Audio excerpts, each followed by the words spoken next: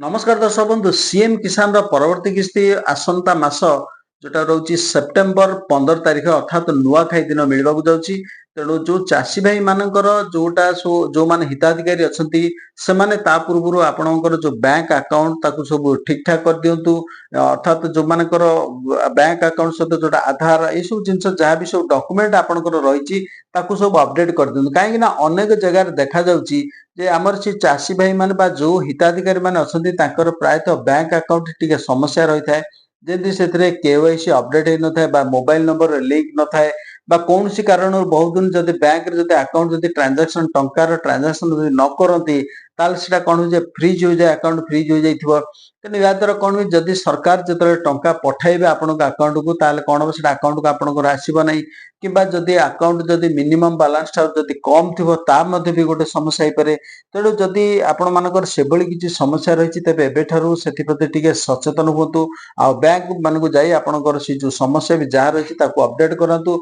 काहेकि ना आसंता मास जोटा रहिछि सेप्टेम्बर 15 तारिख अर्थात जोटा नुआखाई रे आपनको सीएम किसान रो 2000 टंका मिलवाक जाउछि। कारण वर्ष को दुई थर ही टंकाटी मिले। प्रथम थरटी मिले जोटा अक्षय तृतीया रे 2000 टंका तापर परवर्ती किस्तीटा मिले हमर होछि नुआखाई। तेणु बर्तमान से नुआखाई होछि आसंता मास 15 तारिख रे। तेणु से 15 तारिख दिन आपनको से 2000 टंका जोटा सीएम किसान रे मिलिबो।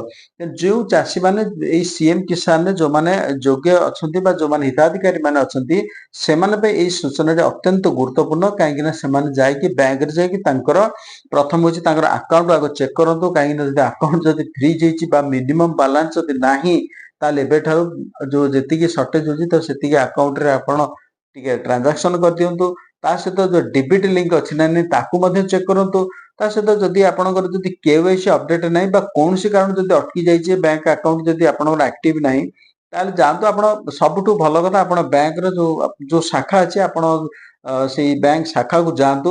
बैंक रो जो कर्मचारी सहित आलोचना भी करंतु। जहाँ समस्या अछि आपण जणातु। जदि आपणकर केवाईसी अपडेट हेनि ताले सेठार भी अपडेट कर नियंतु। सांगेरे मध्ये आपण जो डॉक्यूमेंट अछि आधार पैन कार्ड ई सब जहाँ भी अछि आपणकर सब डॉक्यूमेंट नेकी सांगेरे जांतु। सेठारे कोन करिवे आपणकर जो केवाईसी को अपडेट कर दियंतु। ता सहित आपणकर जोटा मोबाइल नंबर बैंक रे जो अकाउंट सहित मोबाइल नंबर को निश्चित भाबे लिंक करंतु। ता जमा भूलिबेनी। तापर जदि डीबीटी सिस्टम जोटा अछि ताकू मध्ये एनेबल करंतु। आ तापर सेटा चला पे तापर आपण एपटे आधार जोटा आपण दैछन्ते आधार सहित जो मोबाइल नंबर ताकू मध्ये भी लिंक करंतु। एई बेसी नै ए छोटो केतोटी जिंस ऊपर टिके नजर रखंतु। काहेकि ना जदि कोनसी कारण जदि आपणकर जदि बैंक रो किछि ओटी प्रॉब्लम थाए जो टंका जेतल सरकार पठेइबे सेतल कोन बा आपणकर अकाउंट को टंकाटी आसीबो नै। थरे जदि अटकी जिवो टंका तेणु चिंता करंतु। तापर परवर्ती मुहूर्त कोन हो ताको पुणी अपडेट करिवे पुणी जिवे सेतळकु होत हेई पारे न हेई पारे पुणी आ गोटे समस्या भी आसी जाई पारे। तेणु एबे समय अछि आपण माने जानतु जाई सेटा को अपडेट करि नियंतु।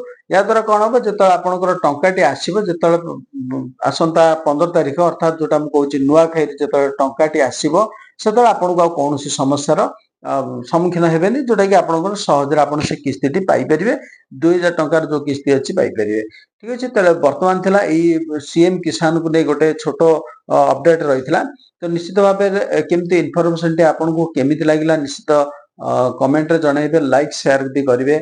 आ जो माने चैनल रे नुआ छथि निश्चित भाबे सब्सक्राइब करिवे। तेबे वर्तमान पे एतिकी नमस्कार।